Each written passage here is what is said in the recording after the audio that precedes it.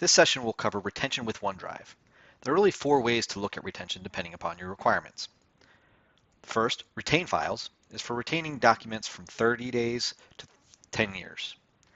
This is applied to all the files within a user's OneDrive, and it starts on the day the user is deleted. Owner permissions are then granted to the manager and/or a secondary admin of your choosing. Trick with retain files means that owners can still delete the information. It's not locking it in and blocking them from deleting. It's just making those files available for that extended period of time. Retention policy is where we can make sure we retain the documents for a period of time and then take action after the fact, such as deleting them after that time frame. This can go from 1 day to forever. It's typically a global policy applied across all OneDrives, and it supersedes the retain files functionality. So if we go for 10 years for retain files, we can do forever for retention policy and keep those documents available. Labels is again for keeping documents from 1 day to forever, but labels must be applied individually to a file. So you can either do that manually per user, or you can do it automatic based on rules that you develop. Again, with labels, we can automatically delete after a designated time frame or put into a disposition. Labels supersede retain files and retention policies. And our last is legal hold. Legal hold applies to all documents within a OneDrive until that legal hold is removed. It must be applied via content search or e-discovery, and it supersedes all of the other policies.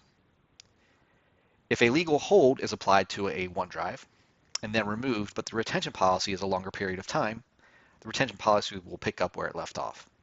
If a legal hold lasts after a user has been deleted, past the 1-year retention time, the files will remain available for e-discovery.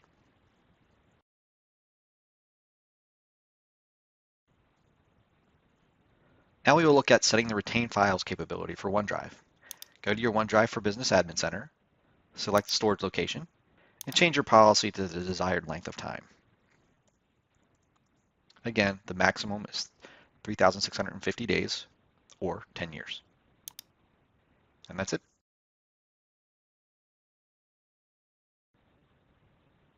Now we will cover setting the retention policy. Go to the Security and Compliance Center at protection.office.com, go to the Data Governance section, and select the retention.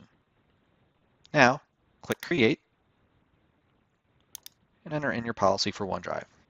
Make sure to enter a description. Now choose the duration of time. We'll change this to 3 years, but again, you can change this to forever, or you can select days, months, or years. We'll base it on when the item was last modified, and then we'll select to delete it after this period of time. Note that you can set other settings, such as just delete when content is older than a certain amount of time, or use advanced options, which may be items that contain specific keywords or contain sensitive information. For now, we're simply setting it for 3 years for retention and then auto deleting. We'll click Next. And now we'll choose the locations. So since we're only applying to OneDrive, we will deselect all the other items.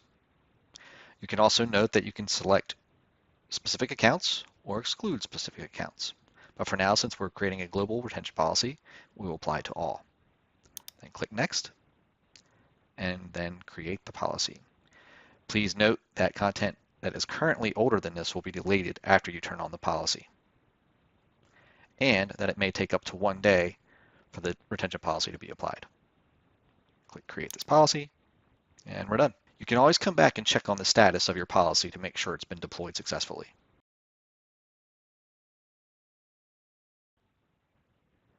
Now we're going to cover how to set classification labels. These labels can be set from compliance.microsoft.com, security.microsoft.com, or protection.office.com, depending upon your current security roles. Here you are in the Compliance Center. Simply go to the Classification section and select Labels. Now select Retention Labels. Here you will see your existing labels created today. Have a few: invoice, payroll, personal records. To create a new label, click on Create Label, provide a name. We're going to just say Contracts for this example. Make sure to provide a good description for admins so that they understand what this label is used for, and then users if you think it's necessary. Click Next. For now, we're going to skip file plan descriptors. This is an advanced setting that is available through the E5 licensing. Now under Label Settings, we'll select Retention. And as we could with retention policies, we can select our periods. So we're going to set this to 5 years. And after that time, we can elect to do nothing, just leave the content as it is, delete the content automatically, or trigger a disposition. Dispositions, again, are an E5 capability that allows users to go in and determine if their content can actually be deleted or not. As with retention policies, we can also just delete the data after a certain period of time, and we can choose when that data was created. So we'll actually, again, select when it was last modified. An additional option with labels that you don't get with regular retention policies is the ability to classify the item as a record, therefore making it immutable. For OneDrive, we don't really need to use this capability, as most of those types of files will be stored in SharePoint sites. Click Next, and then select Create this label. Now we can see our new label at the bottom and its various details. Now we need to make that label available to be used by our users. In order to do that, we must deploy it with label policies.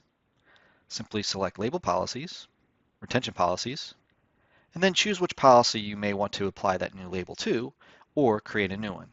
In this instance, we'll create a new one for our OneDrive files. Select Publish Labels.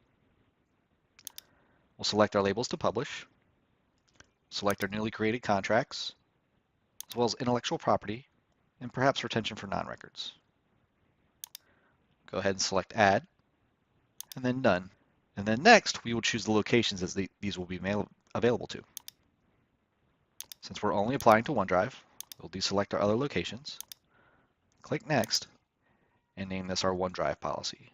Now, I may have elected to target this to only certain individuals, such as our sales folks, since it deals with contracts, but for this example, we'll continue forward. Now that we have all of our labels selected, we can go ahead and publish labels. Before doing so, I want to call your attention that it may take a day for your labels to appear.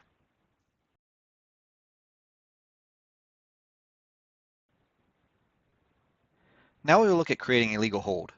To do this, you must go to the Security and Compliance Center at protection.office.com. Go to eDiscovery, select eDiscovery, and then create a new case. Provide a name and a description.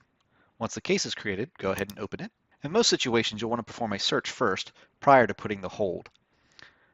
But we will skip that for now. Select Hold, click Create, and enter a name.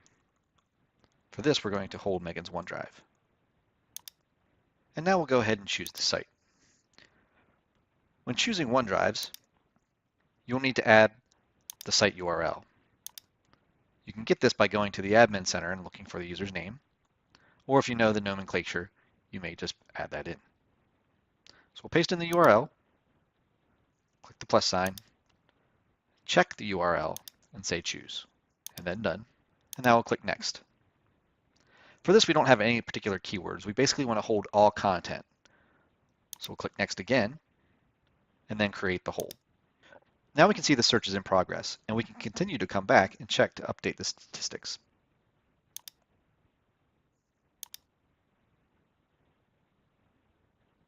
That's it. Megan's OneDrive is now under a legal hold. To close, I just wanted to drop in some information about the retention precedence. Please review this slide to get further explanation on what wins out when we look at retention periods. You can find more at the included link here. Thank you.